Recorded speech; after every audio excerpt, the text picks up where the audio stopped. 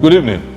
My name is Omoyele Sowore, a former presidential candidate of the African Action Congress and a staunch believer in the revolutionary struggles to build not only a new Nigeria, but a united, prosperous Africa and a better world. You see, severally Nigeria has had a chance to become the best country in the world. We have natural and human resources to accomplish this. However, that's our big tragedy. The biggest of it all is that the enemies of our people are in charge of our existence. These people, as you all know them, are working with all the sections of the world who colonized us before, from the global north, the east, the Middle East, and the West. And as I speak with you today, the Nigerian people in their millions are in serious pains and once again facing untold hardship and renewed hostility for their hostage takers. Humanity has only one excess. Humanity is what it is called. Whatever inflict pains and hardship on the people is a pointer to the consequential oppressions of the people. Humans, as we know them, are the most advanced beings on earth, and they are here for existence, nothing else. Whether we are humans, however, depends on how we eat, how we're sheltered, how we receive and impart knowledge, good health care so that we can all live well and possibly long. A new set of recently selected rulers in Nigeria, led by Bola Tinubu, promise and have drastically reduced the purchasing power of Nigerians through their latest anti-people policies targeted at the very people they claimed voted them into office. I've never heard anything like this before. Policies such as the total deregulation of the Nigerian oil sector, which is popularly and incorrectly referred to as subsidy removal, have brought untold hardship on our people. As a result, the cost of gasoline, what you call petrol, which was actually before now too expensive, was severely manipulated so that the petrol is now so expensive so that an average Nigerian have to pay over 600 naira for a liter of fuel. While this astronomical price increase was ruthlessly enforced, the minimum wage of Nigerian workers remained at the lowest, one of the worst in the world. So, do not be deceived when they say we have saved some unreal and bogus 1 trillion naira. Question is, where is the 1 trillion naira? And why is it that after saving 1 trillion naira, your life have not changed? The fact is that the oil barons have made trillions of naira and plenty of dollars thus far, as Tinubu have come to help them destroy the naira by also imposing what they call currency devaluation. How can anyone delete the economic value of the country's currency and expect economic development? That's the question that we ask. So what that means is that the global business community can come buy from your market without any real value added to your economy because you don't have a currency.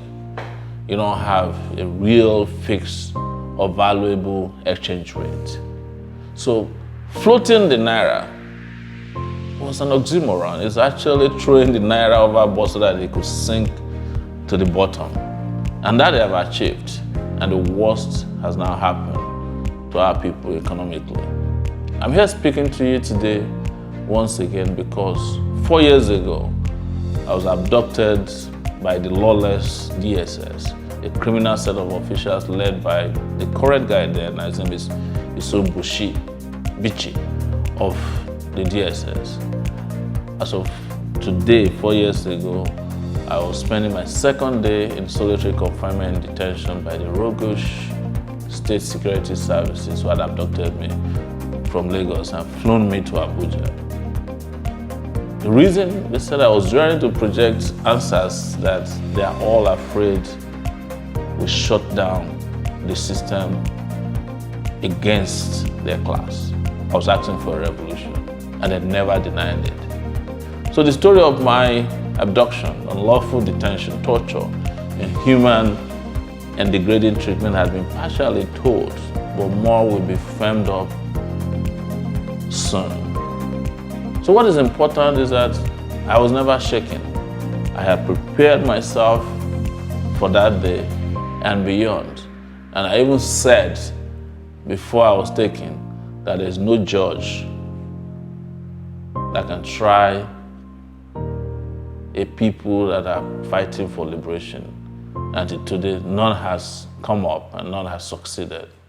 So Nigerians should never be scared of these cowards.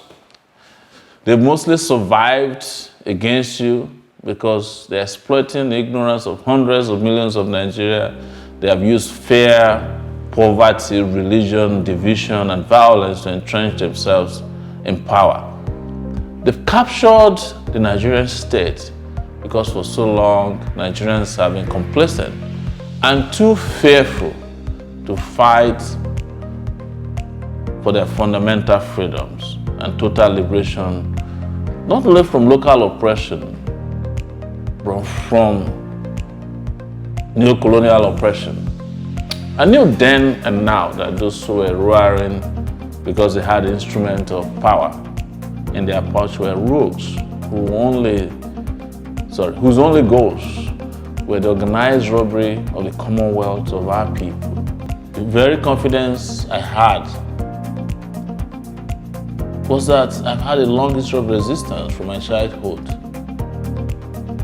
starting from my disdain that I had for the police when they raided my village in Ondo State in 1980. And I'd followed through when forces of oppression imposed the structural adjustment programs on our people in the 80s when I was a university student. I'd also worked assiduously with so many of our compatriots to drive the military out of power when they were the instruments used to subjugate and oppress our people. So as a people, we remain strong, resolute, and unbroken. And as you all know, even when I was in the university as a freshman, I knew better than several of the economics today who said the structural adjustment program was going to build Nigeria out of poverty and entrench prosperity. It never happened, but they have not changed their ways because they lack vision. They don't understand us and they don't understand our economy because they do not represent us as well. You see, I'm not new to poverty. I grew up poor in the Niger Delta region, even though the wealth of my nation comes from there. And it's a well-known fact. But by growing up there and my experiences confronting oppression has sharpened my personal disdain for impunity, because I feel sad that Nigeria ought to be the most admired nation in the world. It ought to be a country that has progressed beyond this several decades ago.